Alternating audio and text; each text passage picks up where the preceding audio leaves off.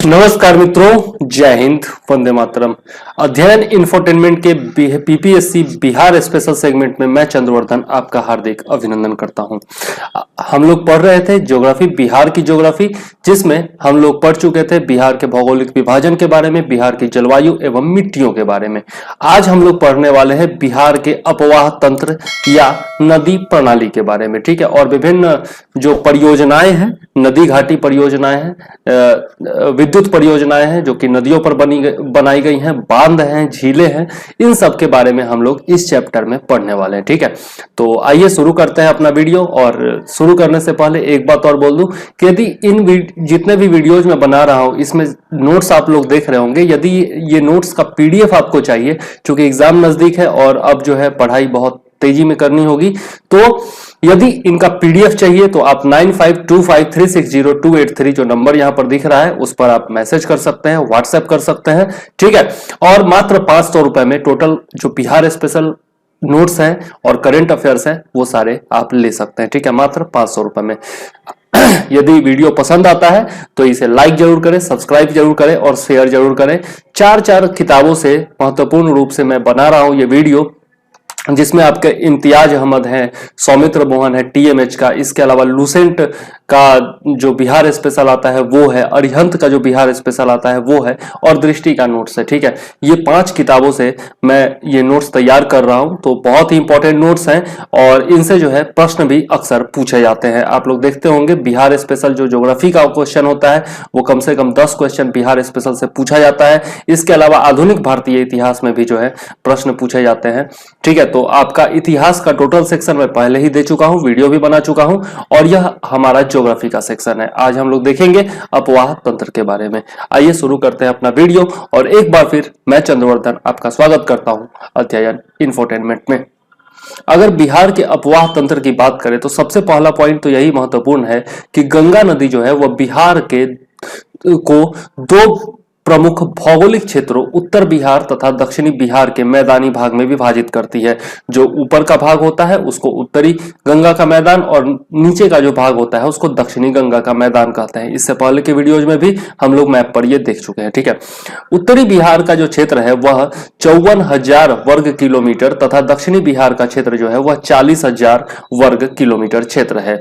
बिहार राज्य में सिंचाई की जो क्षमता है वह 122 लाख हेक्टेयर है। 122 लाख हेक्टेयर कुल क्षमता है, ठीक है, जिसमें नदियों के द्वारा भी सिंचाई होती है, आपका नहरों के द्वारा, झीलों के द्वारा, इन सब के द्वारा जो है, तालाब के द्वारा, नलकूपों के द्वारा सिंचाई होती है, लेकिन कुल क्षमता जो है वह 122 लाख हेक्टेयर है, ठीक है। यह इंपॉर्टेंट डाटा है, याद रखिएगा। जल संसाधन की जो क्षमता होती है वह 2 मुख्य स्रोतों पर निर्भर होती है। पहला हो गया आपका सतही जल क्षेत्र, जिसमें नदी है, झील है, चौर है, मन है, ये सब आते हैं, ठीक है। चौर और मन को जो है आपका जल निमग्न क्षेत्र भी कहा जाता है, ठीक है। और दूसरा जो आपका स्रोत होता है वह है भूगर्भीय जल, यानी कि अंडरग्राउंड वाटर, ठीक है। बिहार में औसत वार्षिक वर्षा जो होती है वह 105 सेंटीमीटर होती है। यह भी महत्वपूर्ण आंकड़ा है, तो याद जरूर रखिएगा, ठीक है। राज्य में अधिकतर नदियों के स्रोत नेपाल की दक्षिणी सीमा के वन क्षेत्र हैं जो हिमालय की तराई में स्थित है, अथवा ये नदियां जो है वो विंध्य की पहाड़ियों से भी प्रारंभ होती हैं। मतलब कि बिहार के उत्तरी भाग में जो नेपाल है वहां के तराई क्षेत्र से अधिकतर नदियां जो है, खास करके उत्तर बिहार की जितनी भी नदियां हैं वो प्रवाहित होती हैं, ठीक है, मतलब उत्पन्न होती हैं और वहां से प्रवाहित होती हैं। यह हम लोग मैप पर भी देखेंगे। बिहार की 14 महत्वपूर्ण नदियों पर 80% बिहार की जनसंख्या जल आपूर्ति या भूगर्भीय जल पुनर्स्थापना के लिए निर्भर रहती है। इन्हीं नदियों से राज्य में 85% सतही जल की आपूर्ति होती है, ठीक है। तो यह बहुत ही इंपॉर्टेंट आंकड़ा है, यह भी याद रखिएगा।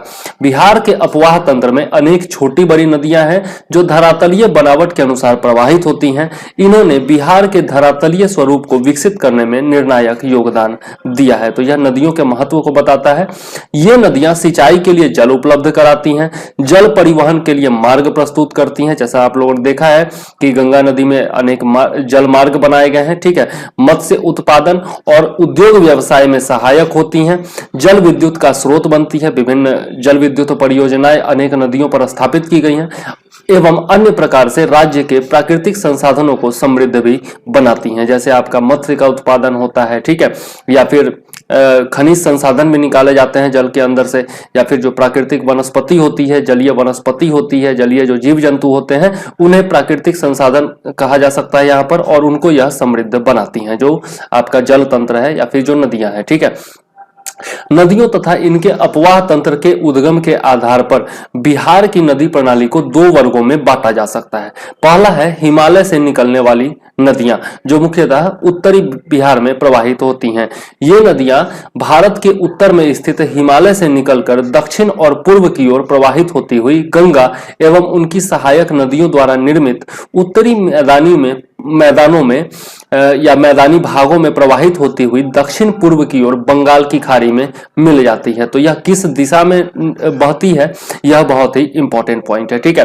हिमालय से निकलने वाली प्रमुख नदियां कौन कौन सी हैं? तो गंगा है, सरयू है, जिसे घाघरा भी कहा जाता है। क्यों कहा जाता है ये हम लोग आगे देखेंगे। गंडक है, बूढ़ी गंडक है, कोसी है, कमला बलान है तथा महानंदा इत्यादि है, ठीक है। इसको हम लोग आगे मैप पर भी देखने वाले हैं, ठीक है।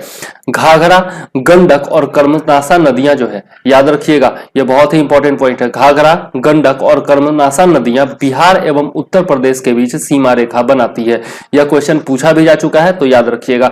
और यह भी जो है आपका उत्तरी बिहार की जो नदियां हैं उनका क्रम भी मतलब कि उनके बारे में भी पूछा गया है, तो वह भी याद रखने का है, ठीक है।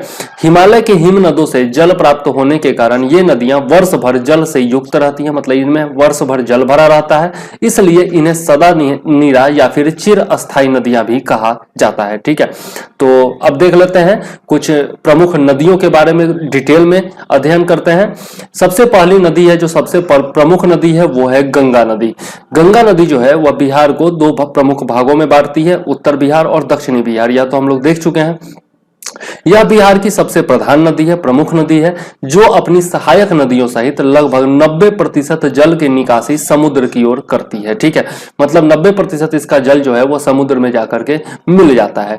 गंगा नदी का उद्गम स्रोत उत्तराखंड में केदारनाथ चोटी के उत्तर में स्थित उत्तरकाशी जिले का 5611 मीटर ऊंचा हिमनद, जिसका नाम गंगोत्री है, वह है, जिसको गोमुख हिमानी भी कहा जाता है, ठीक है। तो बहुत ही इंपॉर्टेंट है, याद जरूर रखिएगा। हरिद्वार के पास यह समतल भूमि में बहना प्रारंभ करती है। तो यह भी क्वेश्चन पूछा गया है कि गंगा नदी समतल भाग में, समतल भूमि पर कहां पर बहना शुरू करती है, तो यह हरिद्वार के पास, ठीक है। बहुत ही इंपॉर्टेंट पॉइंट है, जरूर याद रखिएगा। चौसा के निकट गंगा नदी बिहार के मैदानी भागों में प्रवेश करती है और इस मैदान को दो भागों में बांटते हुए बंगाल में प्रवेश कर जाती है, ठीक है। बहुत ही इंपॉर्टेंट है, बिहार में गंगा नदी कहां से प्रवेश करती है, तो चौसा के निकट, ठीक है। गंगा नदी की कुल लंबाई 2500 किलोमीटर है, जिसमें से 445 किलोमीटर बिहार में है। यह भी बहुत इंपॉर्टेंट पॉइंट है कि बिहार में गंगा नदी की कुल लंबाई कितनी है, तो 445 किलोमीटर है। और वैसे गंगा नदी की कुल लंबाई देखें तो 2500 किलोमीटर है, ठीक है। बिहार में इसका कुल प्रवाह क्षेत्र कितना है, तो 15,165 वर्ग किलोमीटर है। यह भी इंपॉर्टेंट पॉइंट है, पूछा जा सकता है, ठीक है। तो याद रखिएगा। उत्तर की दिशा से गंगा में मिलने वाली प्रमुख नदियां कौन कौन ही है, तो वह देख लीजिए। घाघरा, गंडक, बागमती, कमला बलान, बूढ़ी गंडक और महानंदा। और भी बहुत सारी नदियां हैं, लेकिन ये नदियां जो है वह प्रमुख हैं। बहुत इंपॉर्टेंट पॉइंट है, पूछा भी जा चुका है, तो याद रखिएगा। और दक्षिण से आकर मिलने वाली नदियां कौन सी है, जो कि गंगा में आकर के मिल जाती है, तो इनमें कर्मनासा है, सोन है, पुनपुन है, हरोहर है, फल्गु है, क्यूल है, ये सब प्रमुख है, ठीक है। तो ये दक्षिण बिहार की नदियां हैं और दक्षिण की दिशा से आकर के गंगा नदी में मिल जाती हैं, ठीक है। बहुत ही इंपॉर्टेंट पॉइंट है, याद रखिएगा। अब देख लेते हैं, गंगा की ढाल जो है वह बहुत कम है, इसलिए वर्षा के दिनों में अधिक जल ग्रहण के कारण इसका पानी तटबंधों को पार कर दोनों ओर फैल जाता है और बाढ़ की समस्या उत्पन्न करता है। और इसका प्रकोप जो होता है, बाढ़ का प्रकोप उत्तर भारत में सर्वाधिक होता है। जैसा हम लोगों ने पहले भी पढ़ा है कि उत्तर भारतीय क्षेत्र जो होता है वह बाढ़ से अधिक प्रभावित होता है। उत्तर बिहार का क्षेत्र, सॉरी, बाढ़ के कारण बहाकर लाई गई जलोढ़ मिट्टी मिट्टी जो होती है वह काफी उपजाऊ होती है। यह हम लोगों ने मिट्टियों में के चैप्टर में देख लिया है। व्यापार तथा यातायात के लिए भी गंगा नदी एक उत्तम साधन प्रदान करती है, क्योंकि राज्य के सभी भागों में यह नदी नौका गम्य है। अर्थात राज्य के सभी भागों सभी जिलों में जो है इस नदी में नौका चलाई जा सकती है, नाव चलाए जा सकते हैं। बिहार तक पहुंचते पहुंचते गंगा नदी में धौली, पिंडार, अलखनंदा, मंदाकिनी, रामगंगा, यमुना, गोमती और घाघरा नदियां मिल जाती हैं। तो बिहार में प्रवेश करने से पहले ये नदियां जो हैं वह गंगा में मिलती हैं अलग अलग स्थानों पर। ठीक है, याद रखिएगा। बिहार में प्रवेश करते हुए गंगा नदी भोजपुर और सारण जिलों की सीमा बनाती है और यहीं से उत्तर से आने वाली सरयू यानी कि घाघरा नदी और दक्षिण से आने वाली सोन नदियां गंगा नदी से मिल जाती है। तो घाघरा नदी या फिर सरयू नदी और सोन नदियां जो है वह कहां पर गंगा नदी से मिलती है? तो भोजपुर और सारण जिलों में मिलती है। ठीक है, इंपॉर्टेंट पॉइंट है, याद रखिएगा।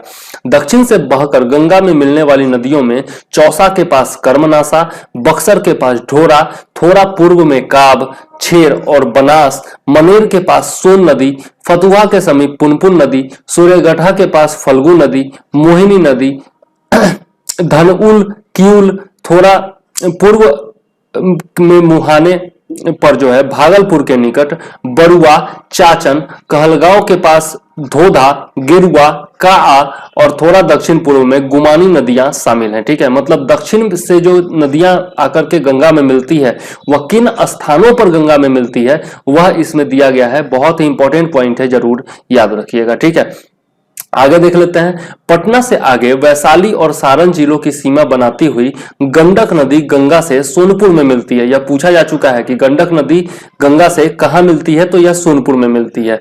कुछ आगे बढ़ने पर गंगा से मुंगेर के उत्तर में बागमती, कुर्सेला के पास कोसी, मनिहारी के निकट काली कोसी तथा थोड़ा पूर्व में बहने पर पनार और महानंदा जो है उत्तर से आकर मिल जाती है। ठीक है, तो यह भी बहुत इंपॉर्टेंट पॉइंट है, याद रखिएगा कि उत्तर से आकर के गंगा में कौन कौन सी नदी कैसे मिलती है। ठीक है, अब हम लोग देख लेते हैं कुछ मैप पर बेस्ड जो है आपका कौन सी नदी कहां से आती है और कैसे मिलती है। तो यह जो है आपका बीच में आप बीचों बीच जो देख रहे हैं यह है आपका गंगा नदी। ठीक है, यह जो गंगा नदी है वो आप देख रहे हैं जो कि बिहार को दो प्रमुख भागों में बांटती है। ठीक है, यहां से गंगा नदी निकल जाती है आपका वेस्ट बंगाल, पश्चिम बंगाल से होते हुए फिर ये बंगाल की खाड़ी में मिल जाती है। ठीक है, तो यह जो है आपका उत्तर बिहार का क्षेत्र हो गया और यह जो हो गया दक्षिण बिहार का क्षेत्र हो गया और बिहार को दो भागों में यह बांट देती है, प्रमुख भागों में। ठीक है, अन्य नदियों के बारे में देखें तो उत्तर बिहार में जो नदियां बहती हैं उसमें आप देख सकते हैं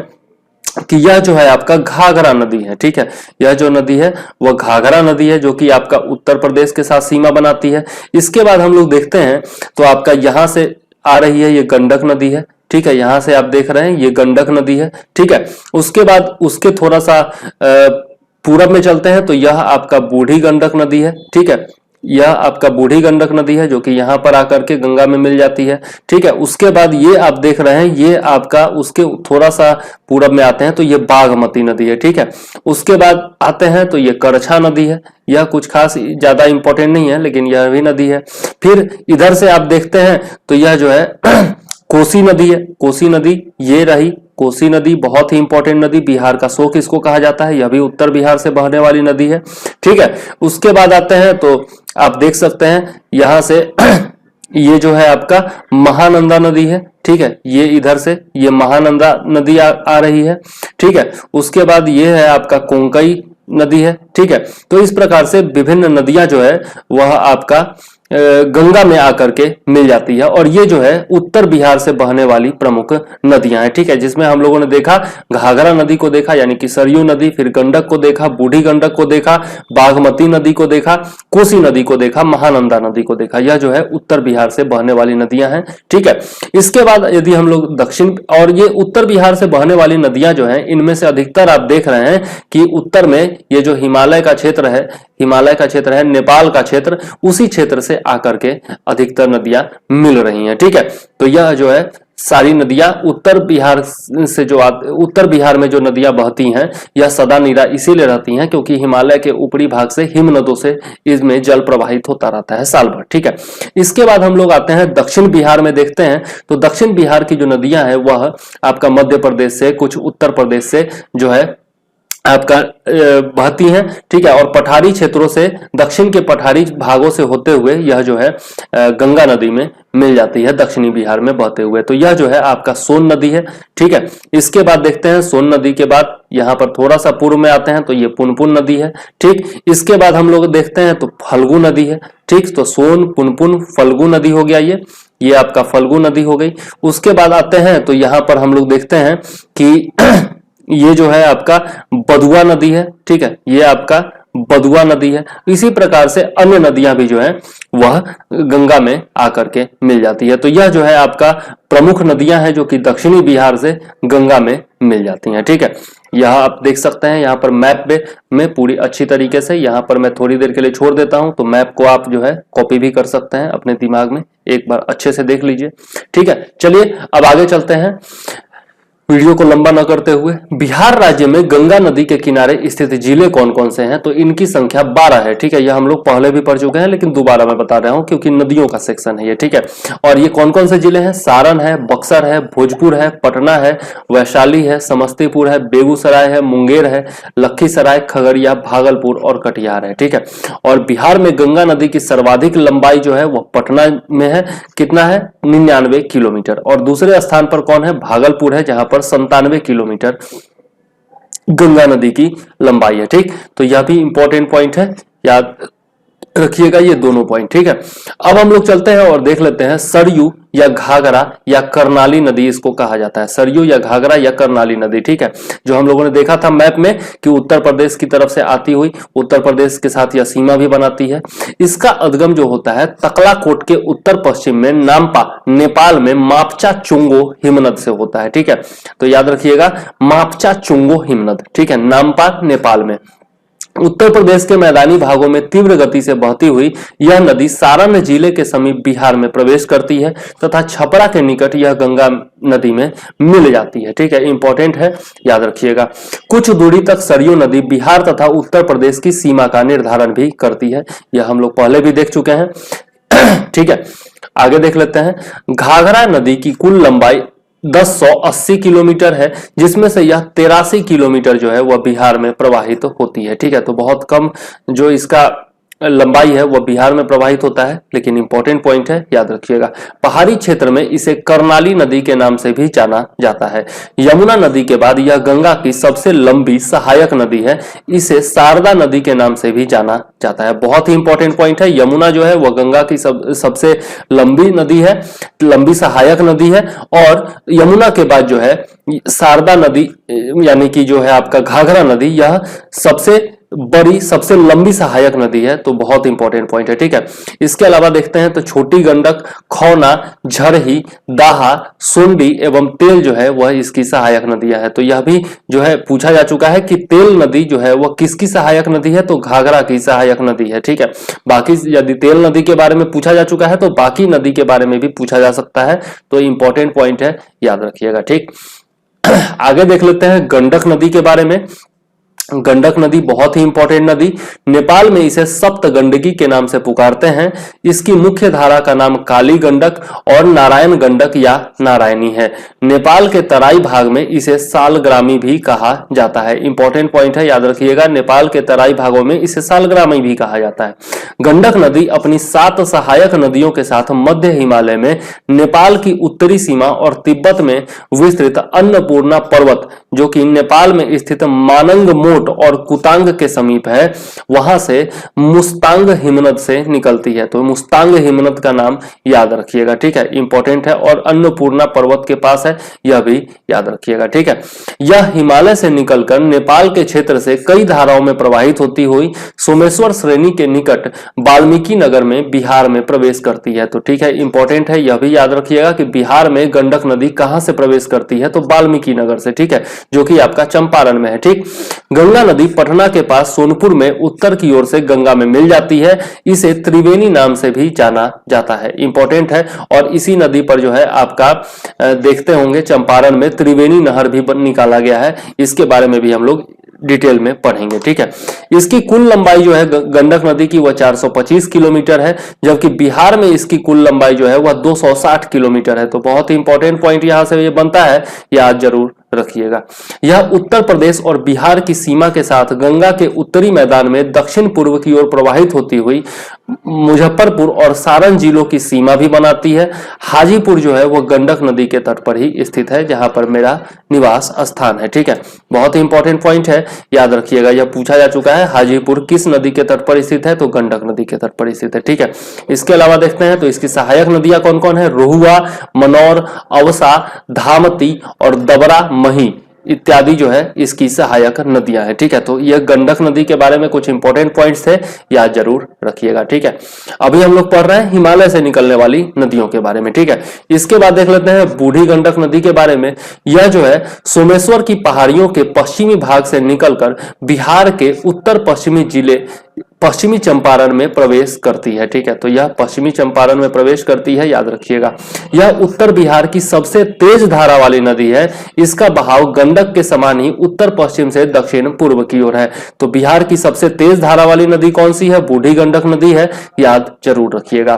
बिहार में इस नदी की कुल लंबाई 320 किलोमीटर है, ठीक है।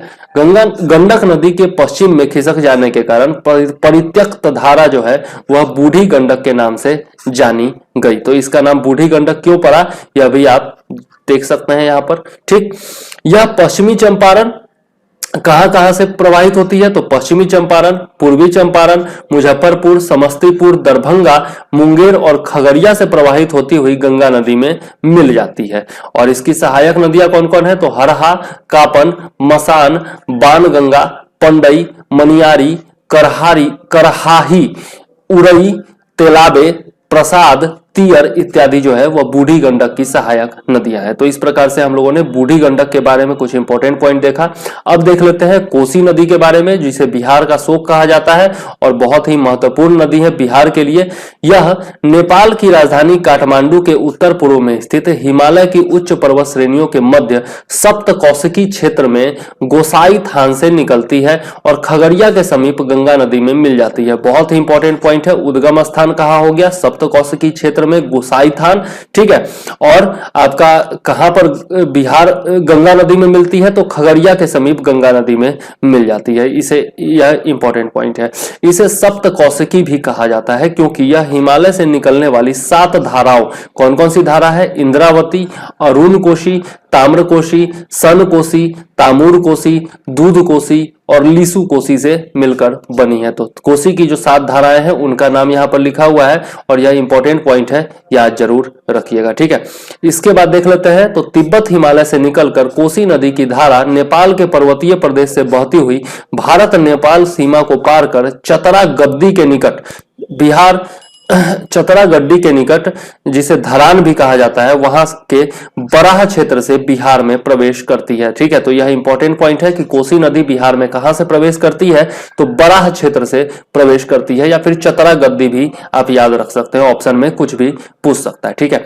हिमालय क्षेत्र से निकलने के दौरान यह अपने साथ पर्याप्त मात्रा में गाद, सिल्ट व अन्य अवसाद लाकर अपने मुहाने पर जमा करती है। साथ ही बार बार मार्ग भी परिवर्तित करती है, जिससे उत्तरी बिहार का समतली मैदानी भूभाग जो है वह बाढ़ से प्रभावित रहता है। अतः इसे बिहार का शोक भी कहा जाता है। बिहार का शोक क्यों कहा जाता है कोसी नदी को, यह इंपॉर्टेंट पॉइंट है, याद रखिएगा, ठीक है। वर्तमान में कोसी की लंबाई जो है वह 730 किलोमीटर है तथा इसका अपवाह क्षेत्र 86,900 किलोमीटर स्क्वायर है, मतलब कि वर्ग किलोमीटर है। बिहार में इसकी लंबाई जो है वह 260 किलोमीटर है, याद रखिएगा, क्योंकि महत्वपूर्ण नदी है। तो बिहार में इसकी लंबाई 260 किलोमीटर है, यह इंपॉर्टेंट पॉइंट है, ठीक है। यह नदी खगड़िया के समीप गंगा नदी में मिलने से पूर्व कुर्सेला में डेल्टा का निर्माण करती है। तो यह इंपॉर्टेंट पॉइंट है, कोसी नदी पर डेल्टा का निर्माण कहां होता है, तो कुर्सेला में होता है, ठीक है। कोसी नदी सुपौल, सहरसा, मधेपुरा, अररिया तथा पूर्णिया में बहती है। ठीक है, बिहार के उत्तर पूर्वी क्षेत्र में। ठीक है, इंपॉर्टेंट पॉइंट है, याद रखिएगा। सन कोसी, अरुण कोसी, बागमती और कमला जो है वह इसकी प्रमुख सहायक नदियां हैं। ठीक है, तो पहले दोनों में तो कोसी लगा ही हुआ है तो इससे समझ सकते हैं। इसके अलावा बागमती और कमला जो है वह इसकी सहायक नदियां हैं। इंपॉर्टेंट पॉइंट है, याद रखिएगा। यह नदी अपना मार्ग पूर्व से पश्चिम की ओर स्थानांतरित करती है। पिछले 200 वर्षों में 150 किलोमीटर इसका स्थानांतरण हो चुका है। ठीक है, तो किस दिशा से किस दिशा में अपना मार्ग स्थानांतरित करती है यह याद रखिएगा कि पूर्व से पश्चिम की ओर। ठीक है, गंगा की उत्तरी सहायक नदियों में सर्वाधिक लंबाई जो है वह 120 किलोमीटर कोसी की ही है। ठीक है, तो यह भी इंपॉर्टेंट पॉइंट है, याद जरूर रखिएगा। ठीक है, इसके बाद देख लेते हैं कमला नदी के बारे में। कमला नदी के बारे में यदि देखें तो यह नेपाल में हिमालय की महाभारत श्रेणी से निकलती है। यह नेपाल के तराई क्षेत्र से होती हुई जयनगर जो कि दरभंगा के पास है, दरभंगा में है, जयनगर के पास बिहार में प्रवेश करती है। ठीक है, तो दरभंगा में जयनगर के पास जो है यह बिहार में प्रवेश करती है। इंपॉर्टेंट पॉइंट है, याद रखिएगा। और उद्गम स्थान क्या है तो हिमालय की महाभारत श्रेणी। पहले यह नदी जीवछ कमला कहलाती थी, परंतु अब यह बलान नदी के साथ मिलकर बहने लगी है, इसलिए इसे कमला बलान नदी भी कहा जाता है। इंपॉर्टेंट पॉइंट है, याद रखिएगा। यह मिथिला की प्रसिद्ध नदी है और पवित्रता की दृष्टि से मिथिला में गंगा के बाद कमला नदी का ही स्थान है। इसे लोग कमला माई भी कहते हैं। ठीक है, तो मिथिला में गंगा के बाद सबसे पवित्र नदी कौन सी है तो यह है आपका कमला नदी। ठीक है, यह दरभंगा जिले से प्रवाहित होकर दरभंगा सहरसा सीमा पर कोसी नदी में मिल जाती है। ठीक है, इंपॉर्टेंट पॉइंट है, यह जो है गंगा नदी में नहीं मिलती है, कोसी नदी में मिल जाती है। यह इंपॉर्टेंट पॉइंट है। बिहार में कमला नदी की कुल लंबाई 120 किलोमीटर है। बारिश के समय अधिक जल प्रवाह के कारण यह नदी भी बाढ़ लाती है तथा मार्ग परिवर्तन के कारण इससे काफी क्षति होती है। इसकी सहायक नदियों में देखें तो सोनी, ढोरी तथा बलान जो है वह इसकी प्रमुख सहायक नदियां हैं। ठीक है, इंपॉर्टेंट पॉइंट है, याद रखिएगा। ठीक, आगे देख लेते हैं बागमती नदी के बारे में। तो यह नदी नेपाल के हिमालय की महाभारत श्रेणी, यह भी जो है महाभारत श्रेणी से ही निकलती है और बिहार के मैदानी भाग में सीतामढ़ी के रसूलपुर गांव में प्रवेश करती है। तो बिहार में कहां से प्रवेश करती है, सीतामढ़ी के रसूलपुर गांव में बागमती नदी। बिहार की यह जो है सबसे खतरनाक नदियों में से एक है और यह जो इसकी बिहार में जो लंबाई है वह 394 किलोमीटर है। ठीक है, इंपॉर्टेंट पॉइंट है, याद रखिएगा।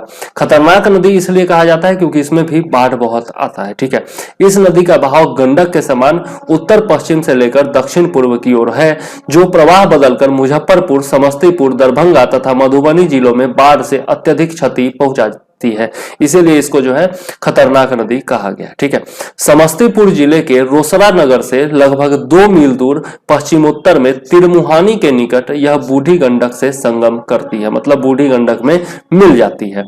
यह लहेरिया सराय दरभंगा के दक्षिण 6 मील दूर स्थित हाया घाट रेलवे स्टेशन के पास 2 भागों में विभक्त हो जाती है। ठीक है, तो बहुत ही इंपॉर्टेंट पॉइंट है कि यह जो नदी है वह कहां पर 2 भागों में विभक्त हो जाती है। तो बागमती नदी जो है वह लहेरिया सराय दरभंगा के दक्षिण 6 मील दूर हाया घाट रेलवे स्टेशन के पास 2 भागों में विभक्त हो जाती है। इसकी दाहिनी धारा जो है वो बूढ़ी गंडक से मिल जाती है, जबकि बाईं धारा को करेह नदी कहा जाता है, जो कमला नदी से मिलकर कोसी में संगम करती है। इंपॉर्टेंट पॉइंट है, याद रखिएगा। यदि डीप से पूछा जाता है तो यहां से भी पूछा जा सकता है। और इसकी सहायक नदियां यदि देख ले तो ललबकिया, लखनदेई, चकनाहा, जमुने, सिपरी धार, छोटी बागमती और कोला जो है इसकी सहायक नदियां हैं। ठीक, अब जो है आपका महानंदा नदी है और यह आखिरी नदी है जो कि हिमालय से निकल करके उत्तरी गंगा के मैदान में प्रवाहित होती है। ठीक है, इसकी उत्पत्ति जो होती है दार्जिलिंग के महाल दिराम की पहाड़ी से होती है और यह जो है मार्ग बदलने के लिए प्रसिद्ध है। उत्तरी बिहार के मैदान की सबसे पूर्वी नदी है यह, जो हिमालय से निकलने के बाद दक्षिण पश्चिम की दिशा की ओर पूर्णिया एवं कटिहार जिलों में प्रवाहित होती है। तो इंपॉर्टेंट पॉइंट है, याद रखिएगा। बिहार की सबसे पूर्वी नदी कौन सी है तो महानंदा नदी है। ठीक है, और यह कहां से कहां प्रवाहित होती है तो पूर्णिया एवं कटिहार जिलों में प्रवाहित होती है। कटिहार से यह बांग्लादेश में प्रवेश कर जाती है। ठीक है, और इसकी सहायक नदियां कौन है तो दानके, पितानू, नागर, बालासंग, भंगा, रत्ना, मेची, बूढ़ी गांगी और कनकेई। यहीं पर आपका मेची नदी जो है, इसी पर हम लोग आगे पढ़ेंगे कि कोसी मेची परियोजना जो है वह हाल ही में उद्घाटन किया गया है नरेंद्र मोदी जी के द्वारा, हमारे प्रधानमंत्री जी के द्वारा। ठीक है, बहुत ही इंपॉर्टेंट परियोजना है जिसके बारे में हम लोग आगे पढ़ेंगे और करंट अफेयर्स में भी पढ़ेंगे। ठीक है, अब हम लोग देख लेते हैं दूसरे भाग में पठारों से निकलने वाली नदियां, जो कि दक्षिणी गंगा के मैदान की नदियां कहलाती हैं। इस वर्ग में वो नदियां आती हैं जो प्रायद्वीपीय पठारों से निकलकर उत्तर की ओर प्रवाहित होती हुई गंगा नदी में मिल जाती है। पठारी नदियों में मुख्य रूप से कर्मनासा, सोन, पुनपुन, फल्गु, सकड़ी, क्यूल इत्यादि नदियां आती हैं, जिनका विवरण इस प्रकार से है। पहली नदी जो है हमारी सोन नदी है, इसके बारे में देख लेते हैं। तो सोन, जिसे सोनभद्र नदी भी कहा जाता है, यह दक्षिण बिहार की प्रधान नदी है, जिसका उद्गम कहाँ है? गोंडवाना क्षेत्र में स्थित मैकाल पर्वत के अमरकंटक नामक स्थान से इसका उद्गम हुआ है। तो अमरकंटक से इसका उद्गम हुआ है, याद रखिएगा। और अमरकंटक जो है वह मैकाल पर्वत का भाग है। ठीक है, सोन नदी के उद्गम को अरिये अपवाह प्रतिरूप का एक बढ़िया उदाहरण माना जाता है, क्योंकि अमरकंटक से सोन नदी के साथ अन्य दिशाओं में नर्मदा नदी भी निकलती है। ठीक है, तो यह भी इंपॉर्टेंट है, नर्मदा नदी भी जो है वह अमरकंटक से ही निकलती है, यहां से यह पॉइंट भी बनता है। बिहार में गंगा की दक्षिणी सहायक नदियों में यह सर्वाधिक लंबी नदी है, जो बिहार में पलामू, जो कि अब झारखंड में है, वहां से प्रवेश करती है। ठीक है, इंपॉर्टेंट पॉइंट है, याद रखिएगा। ठीक है, दक्षिणी सहायक नदियों में यह सर्वाधिक लंबी नदी है सोन नदी। इसकी कुल लंबाई 780 किलोमीटर है, जिसमें 202 किलोमीटर जो है यह बिहार में प्रवाहित होती है। यह भी इंपॉर्टेंट पॉइंट है। पटना के कुछ पश्चिम में 16 किलोमीटर दूर दानापुर के निकट हरदी छपरा गांव के पास यह गंगा नदी में मिल जाती है, लेकिन उससे पहले यह रोहतास, औरंगाबाद, भोजपुर तथा पटना जिलों की पश्चिमी सीमा बनाती है। तो यह भी इंपॉर्टेंट पॉइंट है, कहां पर यह गंगा नदी में मिल जाती है? हरदी छपरा गांव के पास, जो कि दानापुर के निकट है, याद जरूर रखिएगा। ठीक है, प्राचीन काल में सोन नदी को सोनभद्र या फिर हिरण्यवाह भी कहा जाता था। यह कैमूर की पहाड़ी तथा दक्षिण स्थित उत्तर कोयल घाटी को विभक्त करती है। ठीक है, तो कैमूर की पहाड़ी और उत्तर कोयल घाटी को कौन सी नदी विभक्त करती है? तो सोन नदी विभक्त करती है। ठीक है, इंपॉर्टेंट पॉइंट है, याद रखिएगा। नेक्स्ट देख लेते हैं फल्गु नदी के बारे में। यह नदी छोटा नागपुर के पठार के उत्तरी भाग से निकलती है। इंपॉर्टेंट है, छोटा नागपुर के पठार से निकलती है फल्गु नदी। इसकी मुख्य धारा निरंजना कहलाती है, या फिर निरंजना को लीलाजन भी कहा जाता है, जो बोध गया के समीप मोहना नामक सहायक नदी से मिलकर विशाल रूप ले लेती है। और निरंजना नदी, आपको याद होगा कि निरंजना नदी के तट पर ही भगवान बुद्ध को ज्ञान की प्राप्ति हुई थी, इसलिए यह नदी बहुत ही पवित्र नदी मानी जाती है। गया में फल्गु नदी के किनारे अपने पूर्वजों की आत्मा की शांति के लिए लोग पिंडदान करते हैं। याद होगा, गया गया सो गया ही रह गया, ऐसा कहावत माना जाता है। तो गया में जो है लोग अपने पूर्वजों की आत्मा की शांति के लिए जो पिंड दान करते हैं वह किस नदी पर करते हैं? तो फल्गु नदी के किनारे ही करते हैं। यह बहुत ही इंपॉर्टेंट पॉइंट है, याद रखिएगा। नेक्स्ट है आपकी कर्मनासा नदी। कर्मनासा नदी जो है इसको खराब नदी माना जाता है। ठीक है, यह नदी विंध्याचल की पहाड़ी से निकलकर चौसा, जो कि बक्सर जिला के पास है, वहां गंगा नदी में आकर के मिल जाती है। ठीक है, चौसा का युद्ध याद भी होगा। ठीक है, यह बिहार एवं उत्तर प्रदेश के बीच सीमा रेखा का निर्धारण भी करती है, बहुत ही इंपॉर्टेंट है। ठीक है, घाघरा, गंडक और कर्मनासा, यह तीनों नदियां बिहार और उत्तर प्रदेश के बीच में सीमा का निर्धारण करती है। बिहार राज्य में इसे अपवित्र या अशुभ नदी भी माना जाता है, और इसका प्रवाह क्षेत्र जो है वह कैमूर की पहाड़ी तथा बक्सर जिले का मैदानी क्षेत्र है। इंपॉर्टेंट है, याद रखिएगा। ठीक, आगे देख लेते हैं पुनपुन नदी के बारे में। तो यह नदी जो है, पुनपुन नदी जो है, वह बिहार की दूसरी सर्वप्रमुख नदी है, जो पलामू की चौराहा पहाड़ी से निकलकर फतुहा के निकट आकर गंगा नदी में मिल जाती है। और हाल ही में यह क्वेश्चन पूछा भी गया है, आपका 60 से 62 या फिर 64 में पूछा गया है। यह इंपॉर्टेंट पॉइंट है, याद रखिएगा। ठीक है, यह पूछा गया था कि पुनपुन नदी कहां पर गंगा नदी में मिल जाती है, तो फतुहा के निकट। ठीक है, मौसमी नदी होने के कारण यह ग्रीष्म काल में सूखी रहती है, लेकिन वर्षा ऋतु में अत्यधिक जल का प्रवाह करती है। यह गया और पटना जिलों में प्रवाहित होती है। ठीक है, तो याद रखिएगा पुनपुन नदी जो है वह गया और पटना जिलों में प्रवाहित होती है। ऐसा माना जाता है कि पुनपुन नदी में स्नान और पिंडदान करने से पूर्वजों की आत्मा को शांति मिलती है और मोक्ष प्राप्त होता है। तो यह भी जो है पवित्र नदी है। राम रेखा, बरकी, बांके, आद्री, मादर, बिलारो, मुरहर, यमुनी इत्यादि जो है पुनपुन की सहायक नदियां हैं। और इसकी प्रमुख सहायक नदियां जो हैं उनमें दरघा और मनोहर नदी भी प्रमुख है। ठीक है, इंपॉर्टेंट है, याद रखिएगा। नेक्स्ट है हमारी सकरी नदी। सकरी नदी के बारे में यदि देखें तो यह नदी झारखंड के उत्तरी छोटा नागपुर के हजारीबाग पठारी क्षेत्र से निकलती है तथा नवादा जिला स्थित गोविंदपुर के निकट बिहार में प्रवेश करती है। ठीक है, तो इंपॉर्टेंट है, याद रखिएगा, गोविंदपुर याद रखिएगा और छोटा नागपुर के हजारीबाग पठारी क्षेत्र को भी याद रखिएगा। ठीक है, यदि सकरी नदी की बात आती है तो बिहार के गया, नवादा, पटना, नालंदा और मुंगेर जिलों से बहने के उपरांत किउल और मुरहर नदियों के साथ यह गंगा में विलीन हो जाती है। तो इंपॉर्टेंट पॉइंट यह भी है। नवादा के समीप सकरी नदी से नहर निकाली गई है जिससे गया और पटना जिलों को सिंचाई के लिए पानी उपलब्ध होता है। ठीक है, तो कहां पर इससे जो है नहर का निकाली गई है, नवादा के समीप, यह भी याद रखिएगा। ठीक है, नेक्स्ट है हमारी अजय नदी। अजय नदी के बारे में यदि देखें तो यह नदी जमुई जिले के चकाई नामक स्थान से 5 किलोमीटर दक्षिण में बटपार नामक स्थान से निकलती है। तो यह उद्गम स्थान जो है वह याद रखिएगा। यहाँ से पूर्व एवं दक्षिण की ओर प्रवाहित होते हुए पश्चिम बंगाल में प्रवेश करती है और अंततः गंगा नदी में मिल जाती है। बिहार में इस नदी की कुल लंबाई 202 किलोमीटर है। इसे अजयावती या अजमती नाम से भी संबोधित किया जाता है, अजय नदी को। नेक्स्ट है हमारी किउल नदी।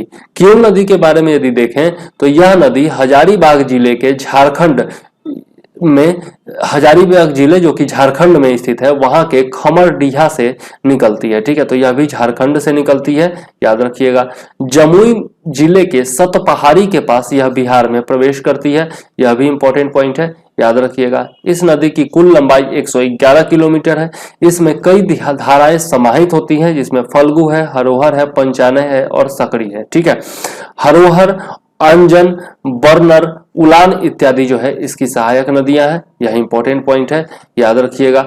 यह सूर्यगढ़ा लखीसराय के समीप गंगा नदी से मिल जाती है, यह भी इंपॉर्टेंट पॉइंट है, याद रखिएगा। ठीक है, और अंतिम जो है आपकी चानन नदी है, यह भी महत्वपूर्ण नदी है और यह नदी 5 धाराओं से मिलकर बनी है, इसलिए इसे पंचानन नदी भी कहा जाता है। ये धाराएं राजगीर पहाड़ी के अवरोध के कारण नालंदा जिला के गिरियक पहाड़ी के पास एक धारा में प्रवाहित होती है। ठीक है, तो इस प्रकार से हम लोगों ने दक्षिण बिहार की नदियों के बारे में भी देख लिया जो कि पठारी भागों से निकलती हैं और आपका दक्षिण की ओर से उत्तर की ओर बह करके और गंगा नदी में मिल जाती है। ठीक है, अब हम लोग जो है बिहार की नदियों का सारांश देख लेते हैं। नदियों के बारे में देख लेंगे, उनकी कुल लंबाई, बिहार में कितनी लंबाई है, उद्गम स्थल और संगम या फिर मुहाने के बारे में। ठीक है, जहां पर वो जाकर के गिर जाती है या मिल जाती है। ठीक है, सबसे पहले देख लेते हैं गंगा नदी के बारे में। तो इसकी जो कुल लंबाई है वह 2510 किलोमीटर है और बिहार में इसकी लंबाई जो है वह 445 किलोमीटर है। उद्गम स्थल देखे तो गंगोत्री उत्तराखंड और मुहाना देखे तो बंगाल की खाड़ी में जाकर के मिल जाती है पश्चिम बंगाल से होते हुए। ठीक है, इसके बाद देख लेते हैं बागमती नदी। तो 597 किलोमीटर इसकी कुल लंबाई है, 394 किलोमीटर यह बिहार में है और इसका उद्गम स्थल जो है वो महाभारत श्रेणी नेपाल में है।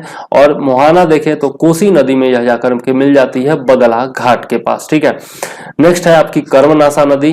तो इसकी कुल लंबाई 192 किलोमीटर, बिहार में इसकी लंबाई कुल लंबाई तो 76 किलोमीटर, उद्गम स्थल विंध्याचल की पहाड़ियां और कहां पर गंगा नदी में मिल जाती है तो चौसा के उत्तर में, चौसा जो कि बक्सर में है उसके उत्तर में यह गंगा नदी से मिल जाती है। ठीक है, आगे देख लेते हैं महानंदा नदी। महानंदा नदी की कुल लंबाई 360 किलोमीटर और यह बिहार में कितनी लंबाई है इसकी तो 307 किलोमीटर। इसका उद्गम स्थल महाभारत की श्रेणी और कटिहार के निकट यह गंगा नदी में मिल जाती है। ठीक है, बूढ़ी गंडक के बारे में देखें तो 320 किलोमीटर इसकी पूरी लंबाई है और बिहार में भी यह 320 किलोमीटर ही बहती है। मतलब कि यह जो है बिहार में ही इसका उद्गम होता है और बिहार में ही यह बहती है। ठीक है, सोमेश्वर की पहाड़ियों से यह निकलती है जो कि आपका बिहार के उत्तर पश्चिमी भाग में है। ठीक है, आपका चंपारण के नजदीक। ठीक है, सोमेश्वर की पहाड़ियां शिवालक श्रेणी का भाग है, इसके बारे में हम लोग देख चुके हैं।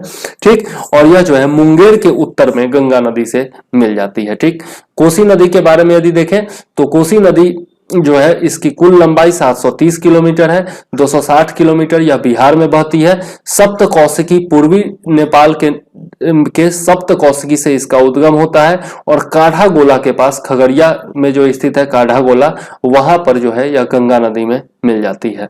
नेक्स्ट गंडक देखते हैं तो गंडक का जो कुल लंबाई है वह 630 किलोमीटर है, यह बिहार में 260 किलोमीटर बहती है।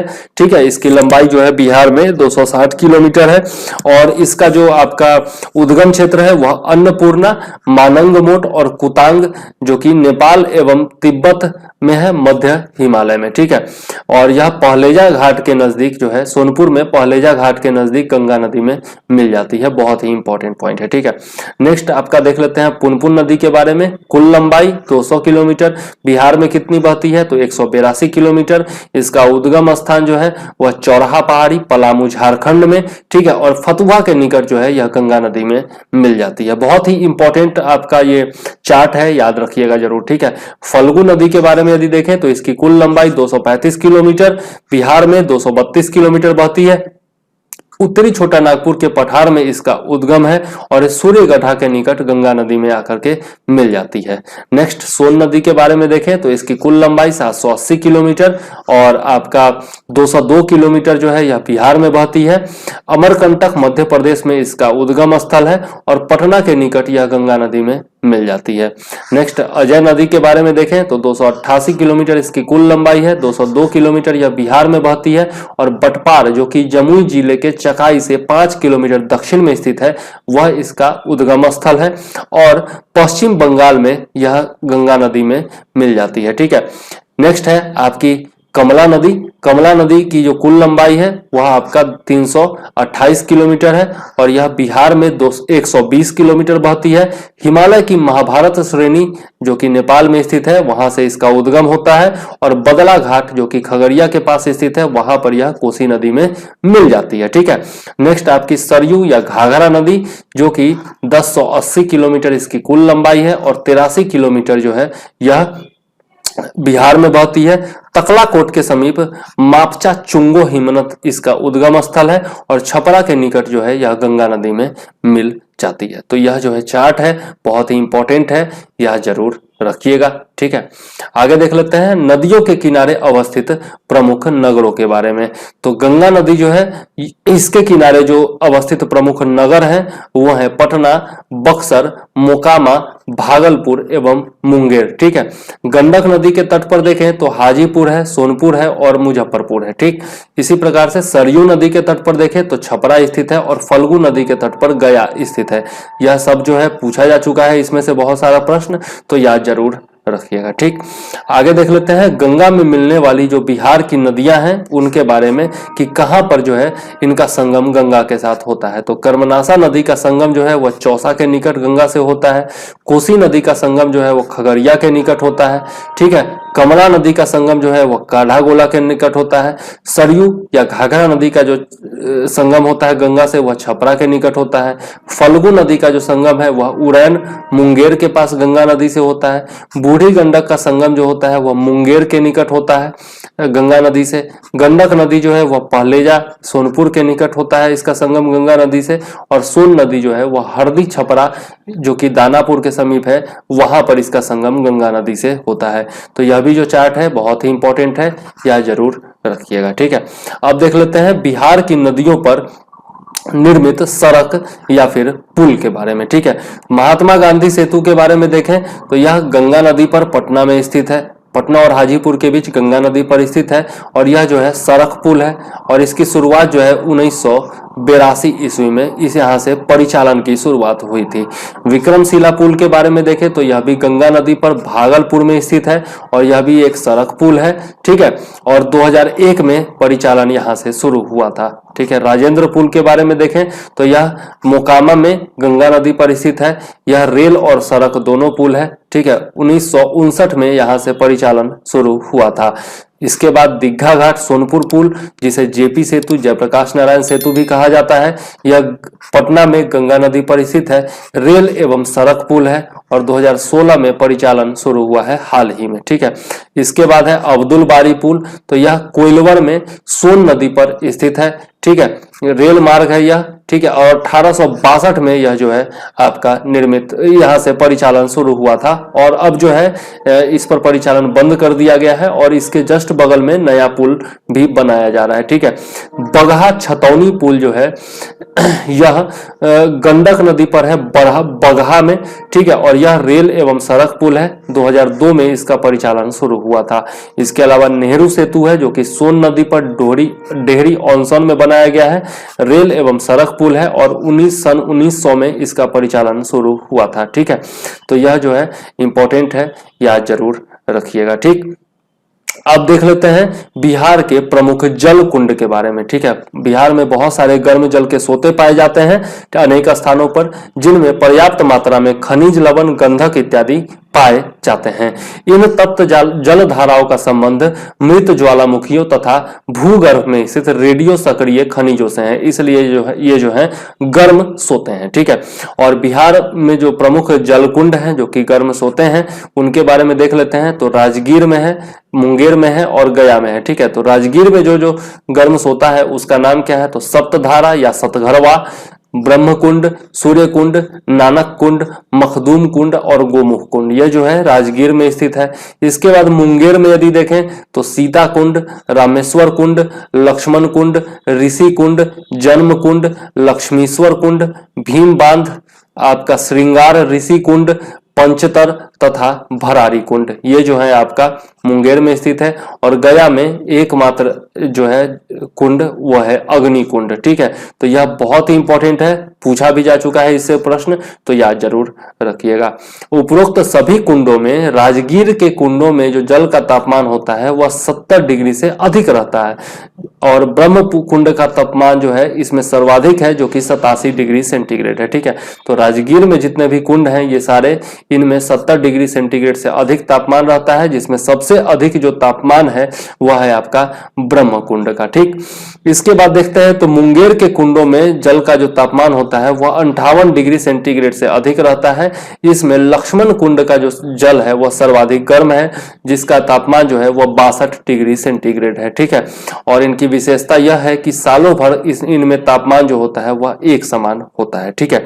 तो यह जो है आपका इंपॉर्टेंट पॉइंट है, यहीं पर अब रहने देते हैं और नेक्स्ट वीडियो में जो है हम लोग आगे पढ़ेंगे किसके बारे में, बिहार के प्रमुख जलप्रपातों के बारे में, ठीक है, झरना इत्यादि के बारे में और वेटलैंड्स इत्यादि के बारे में हम लोग बाद में पढ़ेंगे, ठीक है, नेक्स्ट वीडियो में। यह टोटल जो है आपका 3 वीडियो आएगा जिसमें यह अपवाह तंत्र समाप्त होगा, ठीक है। चूंकि लंबा चैप्टर है इसलिए और सब कुछ पढ़ाना जरूरी भी है, इसलिए यह जो है आपका 3 भाग में बांटा जाएगा, ओके, ताकि वीडियो ज्यादा लंबा ना हो, ठीक है। यदि वीडियो पसंद आता है और आपको लाभ होता है एग्जाम में तो लाइक जरूर कीजिए, शेयर जरूर कीजिए और सब्सक्राइब जरूर कीजिए। मैं बहुत शॉर्ट में भी इसको पढ़ा सकता था लेकिन कोई भी पॉइंट छूटना नहीं चाहिए और जो है आपका पीटी के साथ साथ मेंस में भी यह लाभकारी सिद्ध हो, क्योंकि वीडियो जो है एक बार बनता है, बार बार इस पर वीडियो बनाया नहीं जाएगा। इसलिए मैंने सोचा कि बहुत अच्छे से वीडियो बनाया जाए, सब किताबों से रेफरेंस लिया जाए और एक भी तथ्य गलत ना हो, ठीक है। बाकी मैं बता चुका हूं कि मात्र 500 रुपए में यदि आप चाहें तो पीडीएफ ले सकते हैं, करंट अफेयर्स का भी और बिहार स्पेशल का भी, ठीक। तो दीजिए मुझे इजाजत। जय हिंद, वंदे मातरम।